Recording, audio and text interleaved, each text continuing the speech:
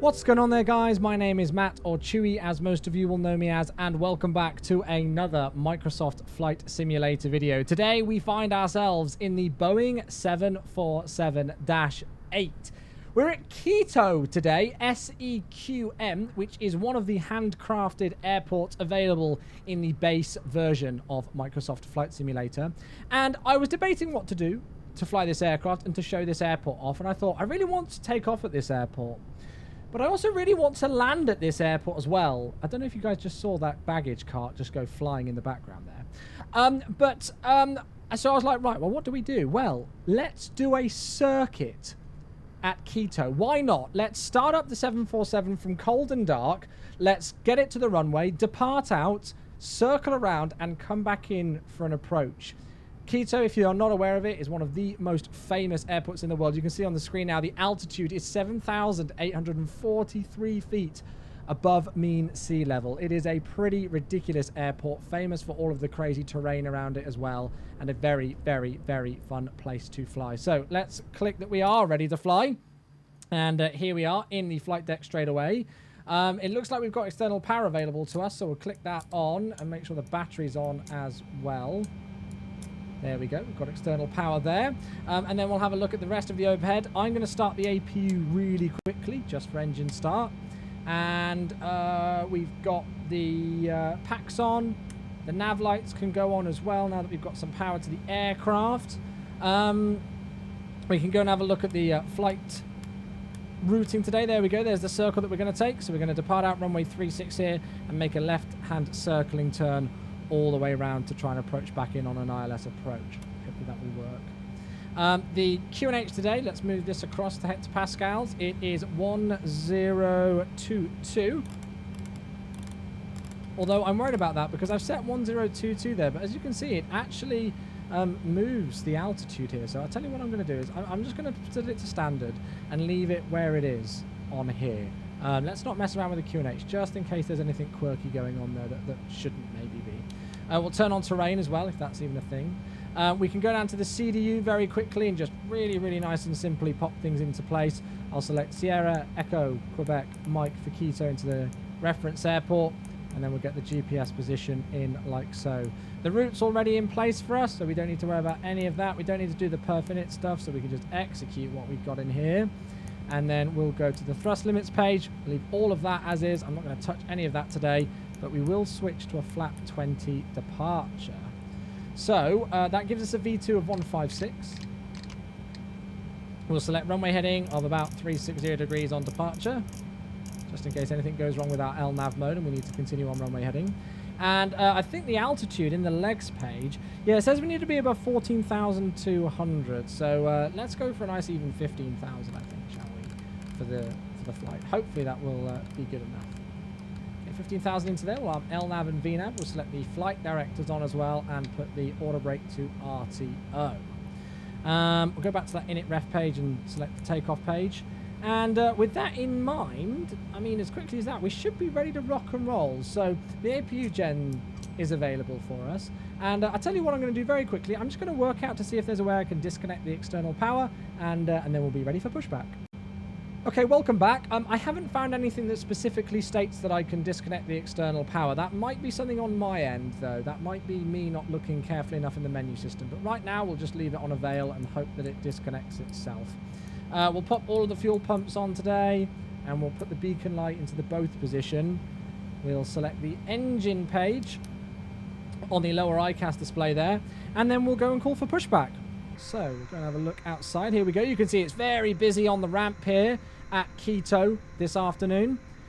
We'll select Shift P to get the pushback tug into place. And we'll just do a straight pushback today, and then we'll swing the aircraft to the left and taxi out here, as long as we can fit this beautiful aircraft round.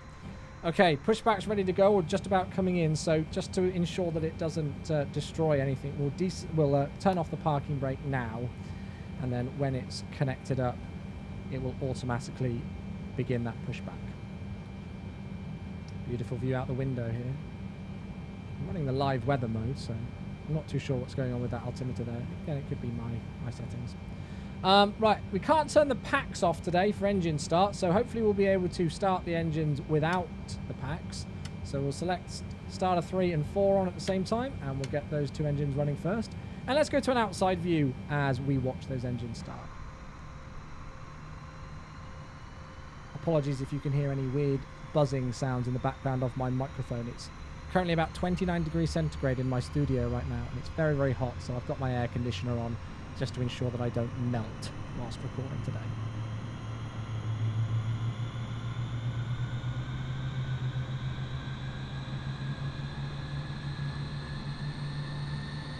Oh, she's a beauty. She is a beauty. Right, we'll continue back a little bit furthermore just to give us a nice amount of room on the apron for that turn, and we'll try and not put our tail into that A320neo behind us. That should do. So I'll select Shift P now, and the tug will automatically disconnect.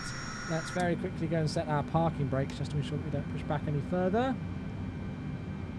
And we'll see how we're doing with those engine starts. Looks like everything's nice and stable. I'm not too sure if there's starter cutout in this. Seems that we've got 2 good engine starts. So we'll select engines number 1 and 2. And I'll stay inside the aircraft now so that you guys can hear what the aircraft sounds like when starting up engines inside the flight deck.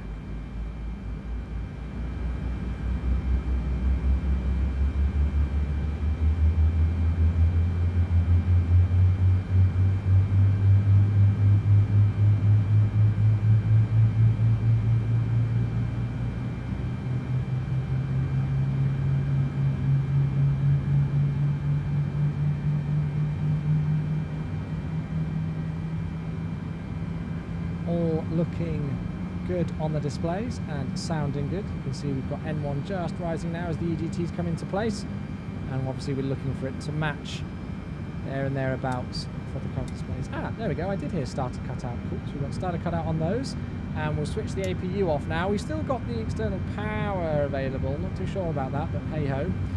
We're going with flap 20 today, so flap 1, 5, 10 and 20. There you go. And slowly but surely the flaps will lower on the back wings there, of course. On the back of the wings, I should say, for correct English. Not going to worry too much about trim today. Hopefully we'll be good once we get airborne. I can trim if I need to there. Let's get this show rocking and rolling though. We'll take out the parking brake. And I'll apply full left rudder, or it would be tiller, of course, in the actual aircraft for ground steering as we try and swing the nose round to the left here. And we'll swing it almost in a 180-degree turn here to try and use this taxiway. Keep that power in. Doesn't seem to want to move. Don't know if that's just because of our weight today or whether that's the aircraft, but she is extremely cautious to move. Look at that. Oh my gosh, I'm at 90% N1 and she does not want to move. We're not going to be able to get off any runways like that. I don't know if that's because we're turning as well. Right, we've moved out of the way now so the taxi light can come on. I think we need to keep the power up in the turns. Now that could be, you know, something to do with the elevation of the airport itself. That could be an aircraft issue as to why it was so difficult for us to taxi there, but we're moving now. That's the most important thing.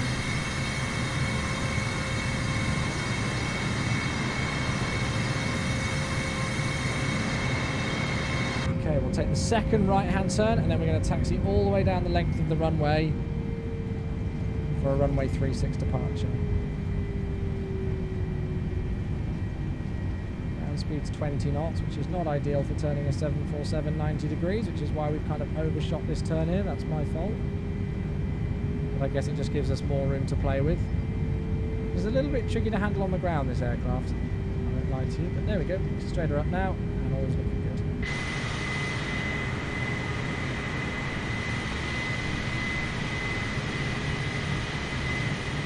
An absolute, I can't even speak, an absolute monster of an aircraft, the 747-8i, and easily the biggest aircraft in Microsoft Flight Simulator. The Queen of the Skies. No other words are really needed. As mentioned earlier on, this Quito airport is one of the selected handcrafted airports that the Microsoft Flight Simulator and the Sobo Studios team have gone into very fine detail in creating.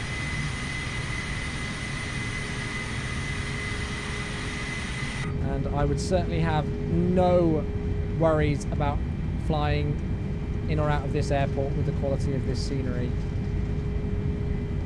It really is very nice indeed. I wonder if we've got any flood lighting. Put the dome light on and do anything? It doesn't seem to do a whole lot. Don't know if the storm will. Ah, the backlighting will work. There we go. That is a bit better just to get some panel lighting. That's how I like it. We're a little bit fast. I've just seen our ground speed. 30 knots is the limit in a straight line. And those of you who are eagle-eyed, we'll see we're at 35 now. So a little bit fast. I do apologise. But hey, it's for the sake of the video. You've got to do what you've got to do. You've got to break some rules sometimes.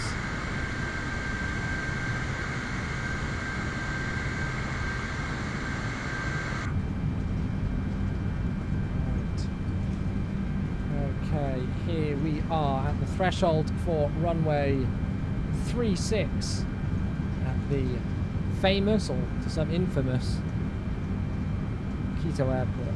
This is, of course, the new Quito Airport. And we'll just nicely bring the aircraft down on that ground speed to make the turn here. Don't want to go too crazy. The 747-400, because of how far high you are in the flight deck and where the nose wheel sits, you actually basically want to wait until almost your seat is where the center line is on the taxiway to make the turn. Don't know if that's going to work here.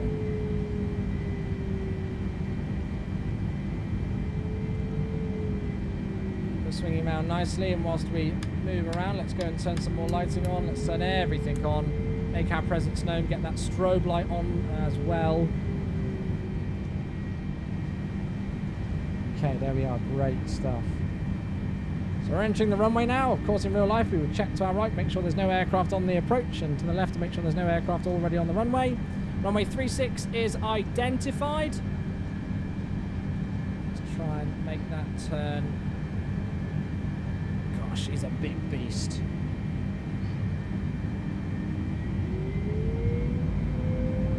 Damn it, that was all going so well. And now suddenly we're stuck again. I hope this doesn't happen on takeoff. Well, look at that. Okay, very good. We're all right. Okay, so very quickly before departure, I'm just going to stop the video again just to make sure that it's not my rudder pedals causing any issues there with those turns, and then we'll depart out of Quito. Okay, we are ready to go. Let's do this thing. We'll set around about 40, well, there we go, about 44% N1. I'll hit the toga button. Let's do a circuit at Quito. Wish me luck. Oh, it's got auto throttle disconnect. Well, that's not great. All right, we'll set power manually then. Here we go. Should be the auto throttle button. Maybe not.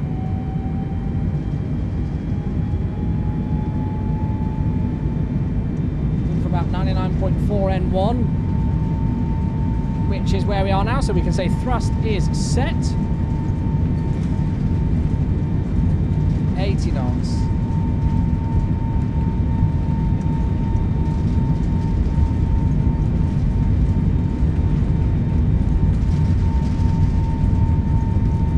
Trying to keep it on that center line as best as possible.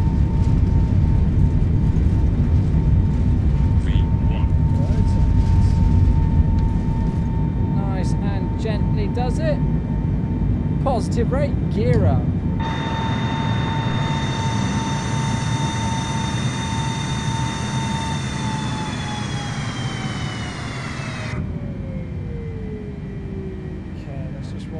Thrust now. I'm going to take out the autopilot, the auto throttle, because I'm not too sure what it's trying to do there, I'll be honest with you. It's a little bit all over the place.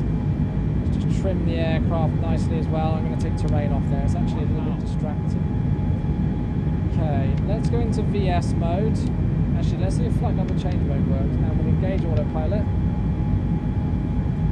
Ooh, I don't like that. What's she trying to do? Okay. Flight level change, she literally wants to completely level out the aircraft, which is not what you want around an airport like Quito. Okay, so we'll stay with vertical speed at the moment, and we'll start to speed up. Let's go with about 1,500 feet per minute. And then we can take our first notch of flaps up now, so, oops. Oh, I've gone the completely wrong way of doing this. We'll go flap 10, sorry, apologies. Clicking wrong buttons. And then we'll continue with the flaps, flap 5. Look at the view. Flap 1.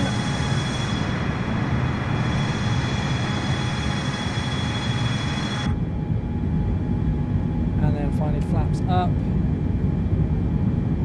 And then let's get that speed to about 240 knots. And then we can go into VNAV. Actually, no, look, we won't. We're going to flight level change and leave it at 240 because otherwise it's going to accelerate us through the roof here. It's the thing you've got to be careful of with this. It does not like...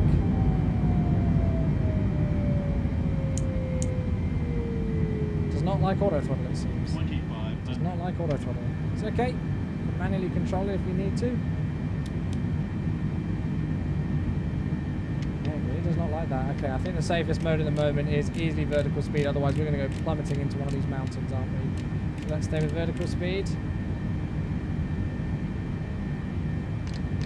And then we'll wind that speed back a little bit. Hey, that was an interesting adventure. I've had a couple of experiences with this aircraft. Sometimes it seems to be okay with flight level change. Sometimes not so much.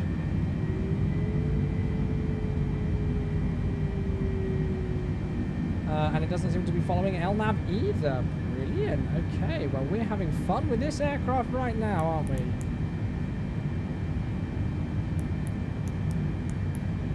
I don't think we can go direct anywhere. It's a bit of luck that I decided to watch these things, isn't it? Okay, right, let's take a left turn then.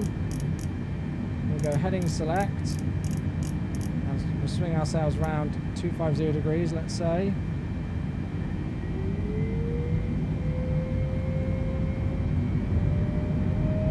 Let's try and keep that power going as well.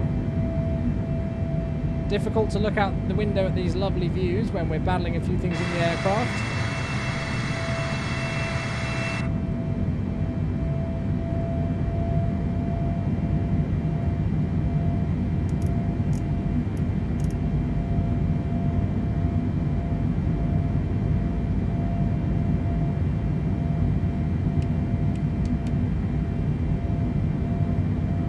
The aircraft struggling to perform and needing quite a lot of engine power to match speed there, just mainly because of the altitude that we're at here. You know, technically we're through 12,700 feet there, but because of the terrain, we're really nowhere near that. Okay, we're going to keep that left-hand turn coming, and I'll just stay on heading select and then use the navigation display as a bit of a guide. I think probably the best way to do things right now, just to be sure, and then hopefully when we arm the ILS, that will work nicely for us.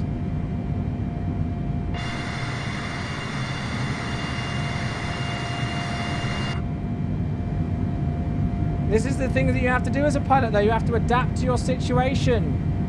You know, you're not going to always have everything working for you every single time in your aircraft, and so you've got to be careful with that. Got to make sure that you can adapt to the situation, right, and recover without getting too scared, I guess, and overreacting and panicking.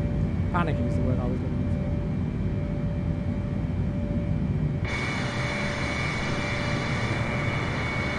for. Wow, what a view!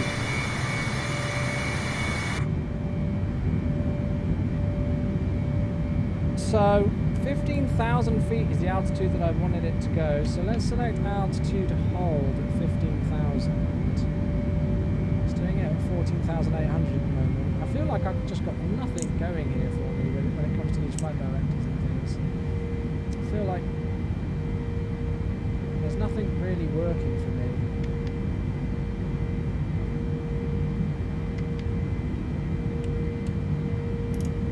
Turn on the downwind leg now, so about a heading of 180 degrees. That should work for us. And as you can see, I've obviously really hit way over the target that I wanted on the speed. But the auto throttle doesn't seem to be managing that whatsoever. And that's because we've not got auto throttle in, even though I've armed auto throttle. There we go. Now we've got speed enunciated on the PFD, so hopefully that should do its job and we should be able to maintain. Let's set it back to 240 knots now.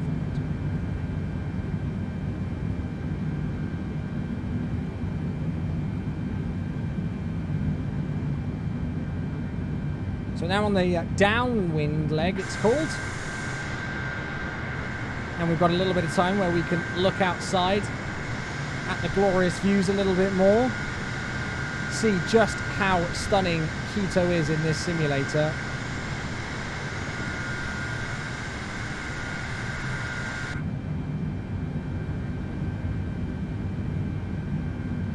So now our speed's starting to come back into place.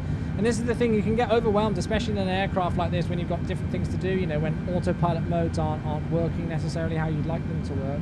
It can be very, very difficult to keep up with things. So, you know, for a moment I thought we had auto throttle. I should have checked our PFD to see if speed was enunciated there to really tell us whether it actually was or not.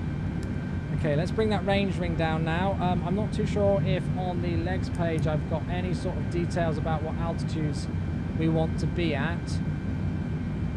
So at QSV 07142, 105 at QSV, apparently it's asking for.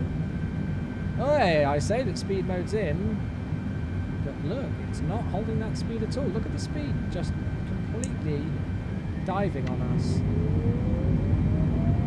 Going to have to take out the auto throttle once again here to be able to maintain that 240 knots. Otherwise, I think we could have stalled potentially. That's not the airport that we're landing at directly below us, that's another one. Our airport is over in the distance over there.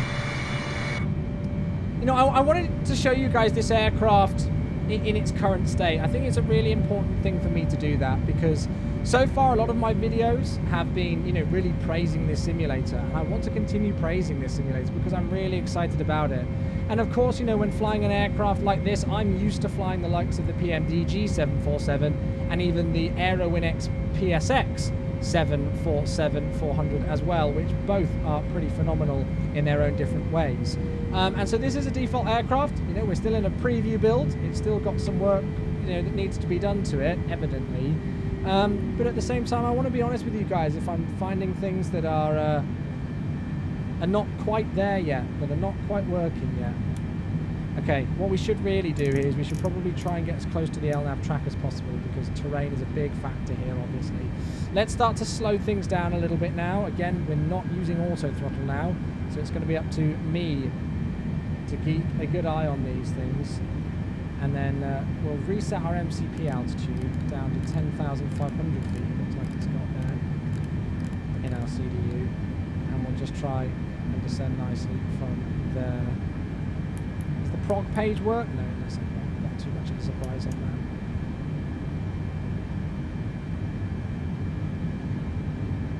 that. Okay.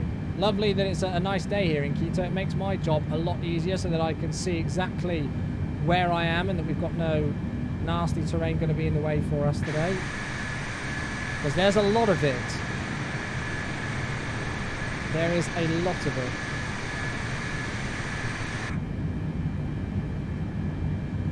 So essentially in any moment now we'll start to make the left hand turn to continue round, and I think I feel quite safe to start the descent now if I can do. The S mode is going to initiate for me.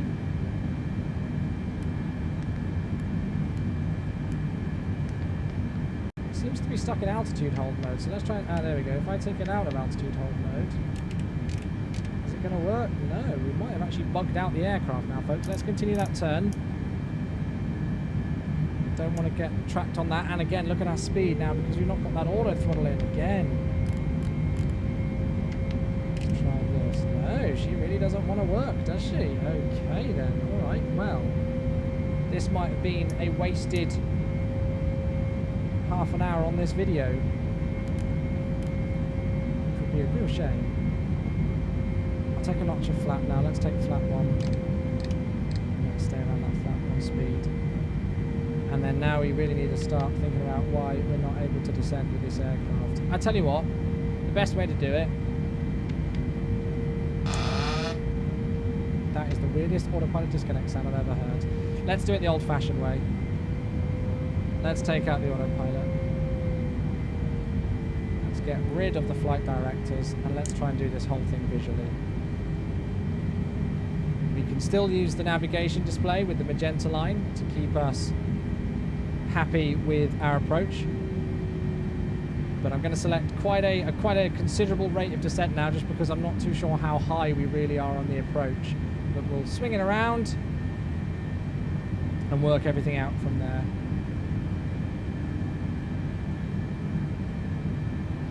There we go, we've got a glide slope indication now, so that's a really good sign. We are high on that glide slope, but we're starting to come back in range of it, which is really good news. Something that I do need to be careful of is at speed here. So what we'll do is we'll use a little bit of speed brake just to help us out further with that speed to come back, although we're looking good on that rate of descent to bring us back for the glide slope, so I can probably arrest that descent rate a little bit now, which will obviously again help with that speed. We'll take flap 5 now.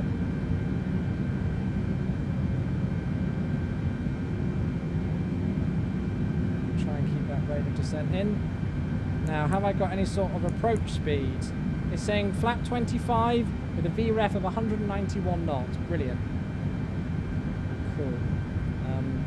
Oh, and we're icing up. I've got ice all over my screen. Right, well, yes. That's going to make things a little bit more difficult to do visually. But hey, again, we're not panicking. I'm trying to be a professional pilot.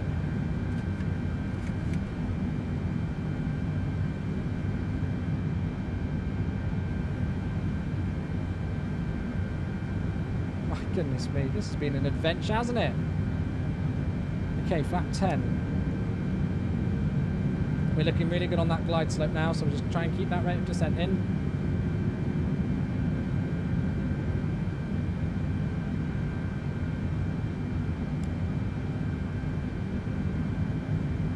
Stay on that magenta diamond there, a little bit low now, so just watching out for that.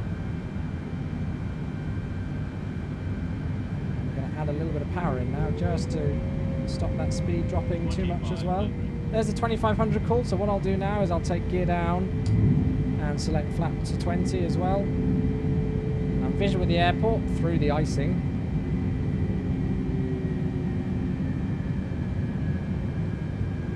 You can see the localizer there on that PFD also starting to come into view. So now we're just hand flying the aircraft, trying to trim the aircraft to maintain nice and level with the flight whilst changing the power settings as well, and trying to line up those magenta diamonds on the PFD for both our glide slope and localizer. It's actually looking rather nice at the moment. Vision with the runway now, dead ahead of us. Sorry that I'm not going to too many outside views, but I want to concentrate on not messing this one up for you all.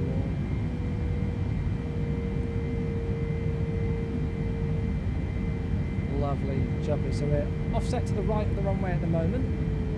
Let's go and select all of our flap now. So flap 30 for landing will do today. Well, that was interesting, wasn't it? Hopefully I've armed the spoilers, although I don't really have time at the moment to check. If I move my view down, we could be in big trouble if we don't have the autopilot.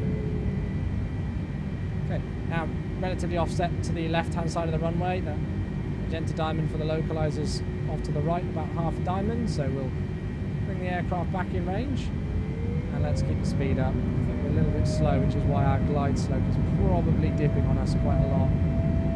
Why I'm feeling I need to trim the aircraft quite a bit. There we go. As soon as we add some more power, feeling a little bit more in control now, and that glide slope will come back on us. Great. Okay. Alright, well, we'll leave our approach speed around about here for the moment then. So I'm certainly not going off the VREF that's on the CDU. Showing high now on those diamonds, so we'll bring the power back. 1,000. Checked. We are stable, but we're not stable, but we're kind of stable. Just watching that speed. Don't want to dip it too low.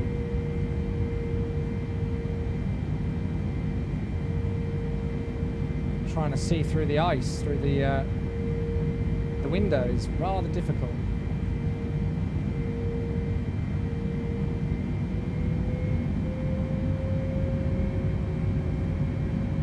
I think about 150 or so knots is the sweet point for this approach right now. That's where I'm kind of guesstimating is a good speed for this aircraft. I'm trying not to over control the joystick as well. It's very, very, very easy to do when things are getting fidgety. Really, really easy to over control. No PAPI lights to help us, unfortunately, as well.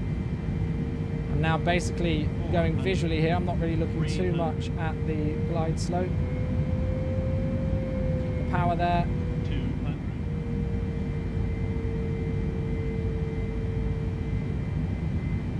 100. 50. 40. 30. 20. 10. Don't want to float it here. There we go. There's touchdown. Get the nose down now, please. Speed brakes up. Reverse as normal. My goodness me.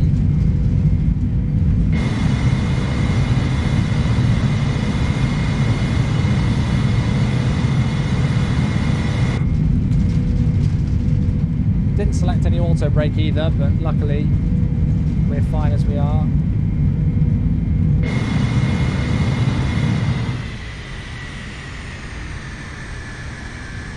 Whew! Well, that certainly had me sweating under the collar. But ladies and gentlemen, welcome back down to Quito. Welcome back down to Quito. And there she is. The Boeing 747-8. Warts and all. I don't want to hide anything from you guys. I'm very impressed with this simulator, but there are certain elements to it which I'm sure people will question in the comment section whether they're release ready just yet. I'm going to leave that for you guys though to discuss in that comment section. So if you do want to say anything about the video, please again feel free to do so in the comment section down below. Like the video if you enjoyed it. I'm actually quite proud of myself that we were able to get back in there and keep a nice steady approach and land. And of course, if you do want to see more Microsoft Flight Simulator content, please think about subscribing to the channel as well. As we vacate all the way down the other end of the runway here, thanks so much for tuning into the video, guys. I look forward to seeing you very soon again on the channel. Thanks for watching.